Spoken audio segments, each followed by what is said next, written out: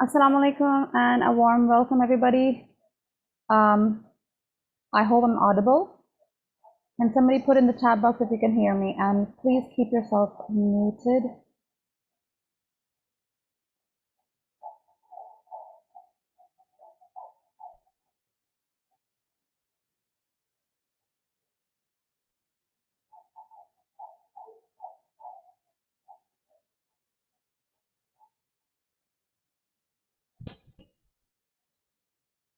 All right, assalamu alaikum and welcome.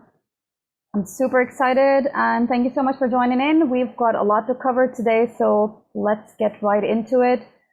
I did receive around 74 registrations, mashallah. So I'm really excited. I had to close the registrations because obviously, we had limited time. So what we'll do is we'll get into it, and some of you really wanted to join this because you're trying to, retake the test. And some of you, for most of you, it was actually the first time ever to really learn about IELTS and what the IELTS test is all about, and really get to know what are the different sections, how to go about it. And I'm going to share with you the agenda for today's masterclass, inshallah. So this is going to be divided into two portions, as I sent you the email to talk about, a little bit what are we going to get into today, inshallah. So the first part of the presentation or the masterclass is going to be about really getting into the structure of the test. And we'll try to see both the general training and the academic test. And in the latter half of the masterclass, we will get into the differences between the computer-delivered test, or the CDT, and the paper-based test, which a lot of people do take, especially people who like to, stay old school. They like paper and a pen and whatnot. So for them, we will see what is going to be the best fit. What is it that they would really, what is it that's going to benefit them? Should it be paper-based test, or shall you go for the paper-delivered test? So let's get into that. I'm going to share my slides. Let's get into it. There we go. Can you all see the slide? And is my voice good enough? Am I audible enough? Yes, ma'am. Yes, ma'am. All right, thank you. That's perfect. Could you mute yourself again so that we will cover everything? Now, what I want you to do is I want you to note down this name and remember this guy. So he's Eric Weinmeier, and I want you to note down his name and the spellings. They're a bit weird. So note down this guy's name and just keep this picture of the mountain with you, right? I'll get back to it once we are towards the end of the masterclass, inshallah. All right, everybody done? Just put it in the chat box. You don't have to unmute yourself because that kind of disturbs. And keep it muted.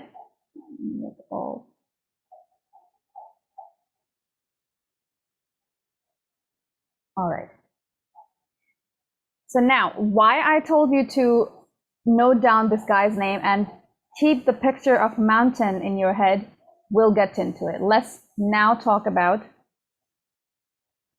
what are we going to do today. So we're going to get into the structure of the IELTS test, like I said, the introduction basically into the listening, reading, writing, and speaking modules of the test. We're going to get into the brief overview of the assessment criteria, which basically not a lot of people get into. So this is something that is going to be very exclusive to this masterclass. A lot of people do not talk about it. Many trainers do not even discuss that with their trainees. So we'll get into this, inshallah. And then towards the end, if you manage to pull it all together, if you're able to join me up until the end, you will be able to receive, inshallah, some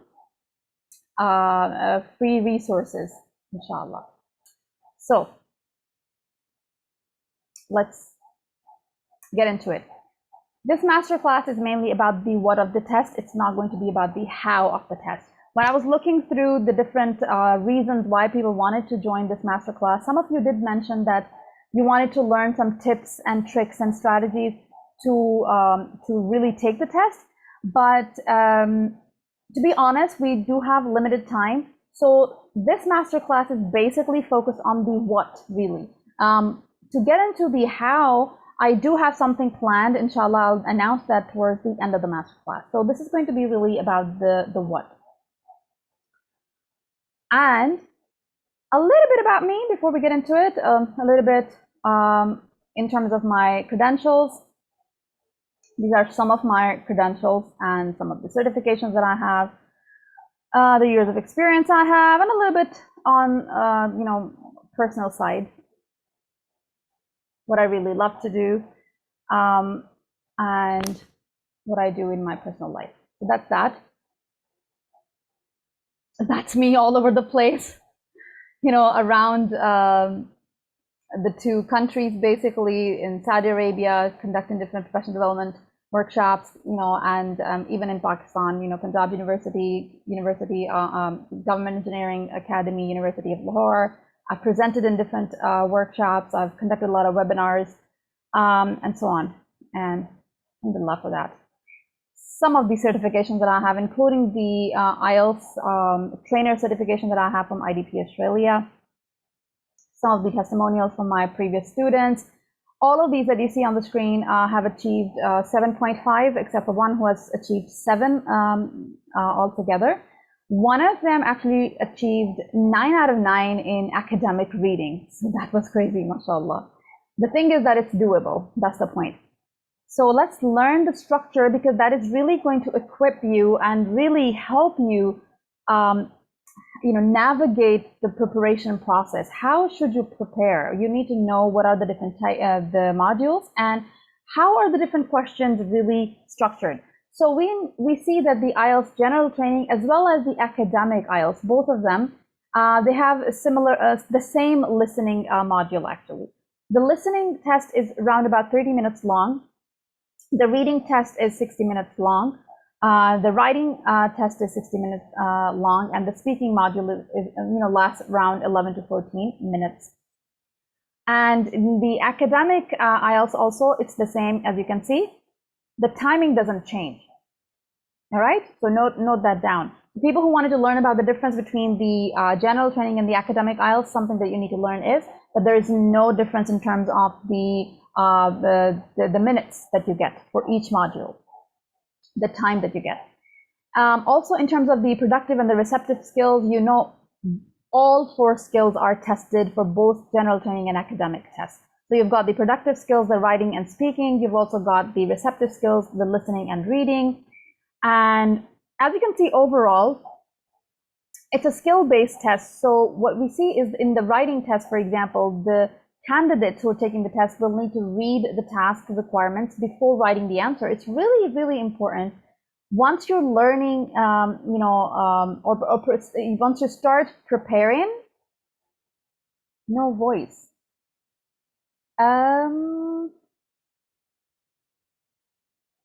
Is that true?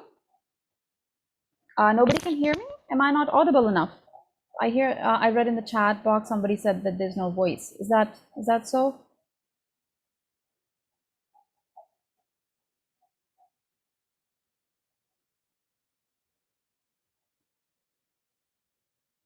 I think, hello? Voice is clear. Okay, alhamdulillah, alhamdulillah. Osama, maybe you need to check your own system then. All right. Okay, so we're getting into the actual test now, and we're trying to see what is it that you really have to understand. You see, you need to understand your philosophy, the philosophy of the test, so that you can prepare likewise. So like we said, for the writing module, it's really important that you read the instructions really well. And by the way, this goes for all the 4 modules of the test. You need to make sure that you read the instructions really, really carefully. And for the speaking module, you need to obviously make sure that you listen to the the question that the examiner is asking really carefully. All right, so that's the key. And then we move on to the different modules one by one. So for both the general training and the academic IELTS, we see that there are 30 minutes for the listening test, all right? And we see there are 4 parts, as you can see here. So if you're sitting down with a notebook, please note it down actually, because it's going to really help you, it's going to help you with understanding the test and to be able to help you prepare better. So part 1 has 10 questions and you get roughly 5 minutes, right? The questions that are going to be asked in part 1, they're basically general conversations, all right? So the questions aren't very academic, right? So they're general conversations and you would be listening to either 2 to 3 people. Then in part 2, you get 10 questions again, and again roughly 5 minutes, general talk, and this time it's a monologue, meaning you would hear only one speaker speaking, right? Part 3, you get 10 questions, again 10 questions, roughly 5 minutes. And this time round, even if you're taking the general training test, which is for the immigration purposes or for employment visa purposes, meaning it's not for getting a scholarship or getting admission into an educational institution. Even then, the third part of the listening test has to be academic conversation. Please note it down very carefully. It will be academic conversation, and you would be listening to some sort of academic topic, the conversation around some academic topic between 2 to 3 people. So that's very important. Then part 4, again, regardless of you taking the general training or the academic IELTS, it is going to be academic lecture. Yes, even if you're doing the general training test, it is going to be academic lecture. And you will be listening to one professor who might sound a bit boring, to be honest. If you're not lucky enough to get a topic which is which is something that you probably might not be really interested in, then that could get a little, boring. So, but be mindful of that. You may, there may be some situation like that where you would have to listen to an academic lecture, which might not really interest you. So you need to prepare likewise. I hope that makes sense, right? Now, we said that the listening test actually takes around 30 minutes, but then there are, and if you notice here, how much time is that? So 5 minutes, roughly 5 minutes each. You've got 4 sections. How long is that? Is that 30 minutes? Does that add up to 30? Sure not. So what about those 10 minutes that are remaining? What happens to those 10 minutes? Yeah, that's 20 minutes. So what about the 10 minutes that are left? What do we do? So this is what happens. Those 10 minutes are given to transfer the answers to a separate answer sheet. Now, please bear in mind, this is for the paper-based test. Obviously, in the computer-delivered test, you do not have a separate sheet of paper where you have to transfer the answers. So there's no extra 10 minutes that are given to the candidates because there's no transference to the paper anyway. All right, so keep that in mind. Here's something, you can see the sample answer sheet. This is what it looks like when you do the paper-based test and you need to transfer the answers on this answer sheet. All right. Then we move on to the reading. It's 60 minutes, which is how many hours? Can somebody put it in the chat box? Just trying to see if you guys are still awake. So we're looking into the IELTS general training, the GT first, okay? So the reading, again, it's 60 minutes long. However, it's different from the academic IELTS test, slightly different. In terms of, let's see what do we get here. So people who are interested in doing the IELTS general training, please note this down. So you've got the first section of the reading test where you get 2 to 3 short factual texts. So you would have to read 2 to 3 short factual texts, meaning the texts that are based on facts. Section 2, that is again 2 short work-related factual texts, meaning from the workplace in terms of HR policies, work policies, things like that, job descriptions, and you get only 2 short work-related factual texts. The final and the third section of the general training IELTS test, it's a very long, one longer text on a topic of a general, any general interest. Nothing too academic, nothing too specific, mainly something that would interest, some sort of a general interest. But this particular passage is going, or text is going to be way longer than the ones that you see in section 1 and section 2. So I hope that makes sense, and I hope you have taken note of that. Now let's get into the academic IELTS. Again, you get 60 minutes, but here you don't get sections, you get passages. Passage 1 is a one long factual text. Now this one is usually the least challenging. Just notice I'm not saying hard or easy because I don't like these 2 words. Nothing is hard, nothing is easy. It's either more challenging or less challenging, you know. You need to concentrate for everything, whether it appears to be less challenging or more challenging.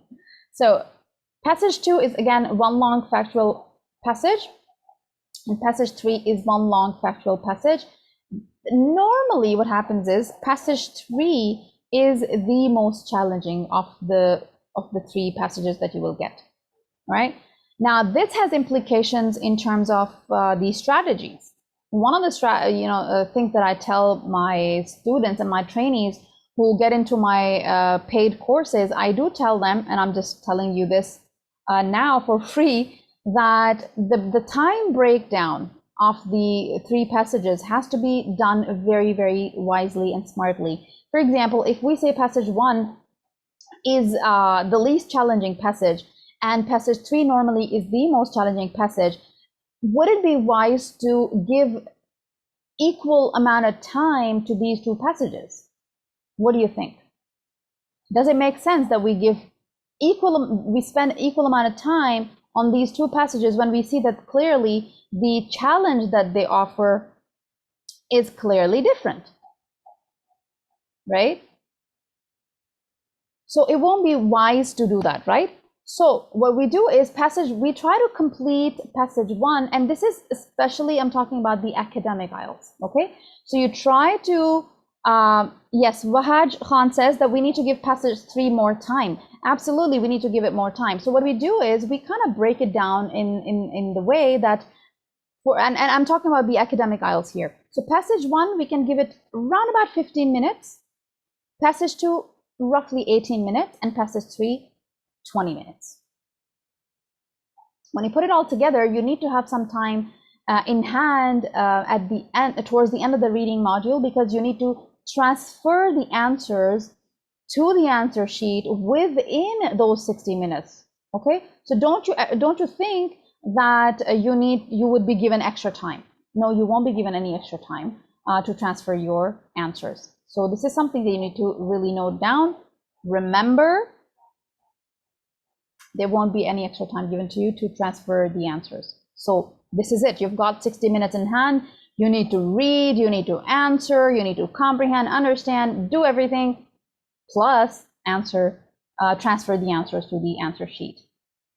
So now in 10 minutes, we might be kicked out of Zoom because I'm on the basic version of the Zoom. So please rejoin using the same link, inshallah. All right, so we will continue in 10 minutes. If it kicks us out, we will join using the same link. I hope that's clear. So now in terms of the texts that are given in the reading test for both general training and academic IELTS. So we see that the texts are authentic. You know, they're not just kind of made up.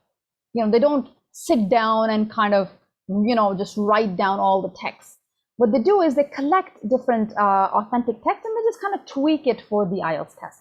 So the texts are authentic, taken from company handbooks, official documents, books, newspapers, magazines. For example, for the IELTS Academic, a lot of the articles are normally from National Geographic. for Harvard Business Review. This is something of an insider that I'm giving you, all right? So it's a good idea to develop a habit of reading from these resources just to improve our vocabulary and generally to improve our reading skills anyway, right? Now,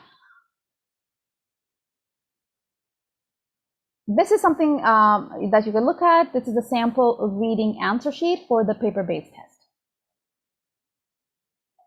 Now let's get into the writing. So for the general training writing, it's slightly different than the academic writing. You do get the same time. You get 60 minutes, which is 1 hour. But then for task 1, you have to write the letter. So a letter writing task of around 150 words. 150 is the minimum that you must write. Okay, and task 2 is a short essay task of at least 250 words. You see, the number of words isn't a lot, but really it's the quality that matters. It's the assessment criteria that we really have to understand. If you can give the IELTS examiner what the IELTS test actually looks for, then there's nothing stopping you from getting a good higher band score, inshallah. So for the IELTS general training, test takers are presented with a situation, right? And what they do is they would have to write a letter, right?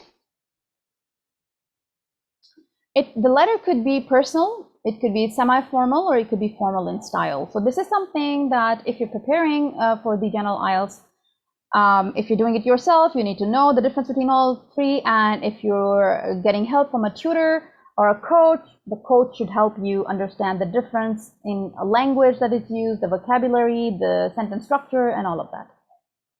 Getting into the IELTS academic, the task 1 in the academic IELTS is mainly data description and summarizing.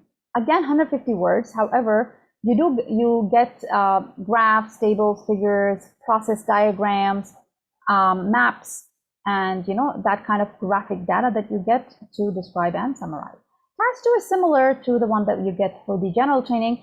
You again have to write an essay, but for the academic IELTS, the essay topic that you get is more on the academic side. It's more academic in nature compared to the general training IELTS task 2. Now let's quickly get into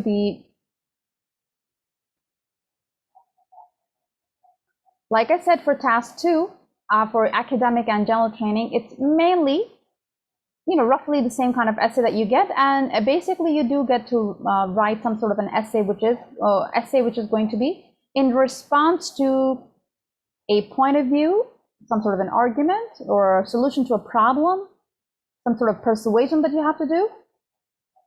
So this is something that you have to keep in mind when you're preparing for the writing task. This is something you get in terms of the paper-based test for as a writing sheet. This one says task 1. You see how much of a room and space you get on the paper. You're not supposed to write on the gray area. And again, you see towards the bottom of the second second face of the page, you do get to see the, again, you can't write, it's for official use. This is where the examiner would give you your band score according to the assessment criteria given by the IELTS. The task 2 writing sheet is again exactly the same, except that on top of that, they only write task 2. Now for the speaking part or the speaking module, it's the same for IELTS GT and AC. It's exactly the same. It's got 3 parts. And in part 1, the examiner asks you general questions about, the candidate himself. So Wahaj asks, what is the maximum number of words we can write? To be honest, Wahaj, there's no cap. There's no maximum number that is given by the IELTS or by the Cambridge. They haven't given a cap or a top, word limit. However, you need to keep in mind, the more you write, no, Sayyida Zainab, that's not the top, that's the least. You have to write 250. If you write 249, you lose one point right away. 250 is the least for the essay task 2. As for the highest number or the maximum number of words, you need to make you need to keep this in mind. I think my voice is clear. You can please check your system. What you need to keep in mind is the more you write, the more you're at risk of making grammatical or structural errors. Unless your English is perfect, or near native, maybe you are at C1 or C2, which is the advanced level, right? So you need to make sure that you don't write way too much. What I tell my trainees is that write between 270 to 275 words. 280 is also okay for a task 2, but don't try to hit 300 words. That's going to be too much because, one, you don't have a lot of time. Two, you want to make sure that you're not making any errors in terms of grammar or punctuation or vocabulary. You want to make it flawless. Yeah. So try to make it, roughly 275 to 280 max. Don't go beyond that. However, again, there's no cap by the IELTS assessment criteria. Now, part 2 of the speaking test, the examiner gives the candidate a booklet, and the examiner would ask the candidate to talk about a particular topic that is written on a piece of paper, what they call as the cue card. So the examiner would give you this card, or basically a sheet of paper, and they would also give you an extra sheet of paper to take notes. And it's highly recommended that you do take notes. Use that paper, right? By the way, even if you're doing the computer delivered test, and because computer delivered test is normally done at a center, you can do it at home, mostly. So when you go to the center and you're sitting in front of the laptop, or a desktop, and you're trying to do your computer delivered test, you can actually ask the examiner to give you a blank sheet of paper for the speaking task, and normally they do give it to you. You do get 1 minute to prepare only for part 2. For part 1 and part 3, you do not have any extra time. The examiner asks you a question and you need to answer them. For part 3, again, you are asked further questions. Normally, these questions are kind of linked with the topic that you were given in part 2. Yeah. So what you need to do is you need to discuss that topic and the related topics about that topic that was asked in part 2 normally, and you would have to engage in a discussion with the examiner that takes around about 45 minutes. So altogether, it is roughly between 11 to 14 minutes long. So you see, it's not like a very long test. So this is in terms of the structure of the test. All right. Now, as for the computer delivered test, we'll get into the second half of our masterclass. We do have 5 minutes left now. So I'm going to quickly get into a brief overview of the assessment criteria. If you join the second part of the masterclass today and you sit there up until the end, I will take a screenshot of the attendees, and you will be sent all these assessments. You will be given, I will be sending you all the PDFs of the assessment criteria and the sample answer sheets. I'll be sending you those for free, inshallah. Now, Nazia asked a question that the topic would be of our choice or the examiner's choice. Definitely examiner's choice, not your choice. You're not given a choice. So you have to be ready for anything. Actually, if you get a trainer to train you, they have an idea how, what kind of topics are normally given. Obviously, in this masterclass, I don't have the time to cover all of that. But yes, a good trainer would always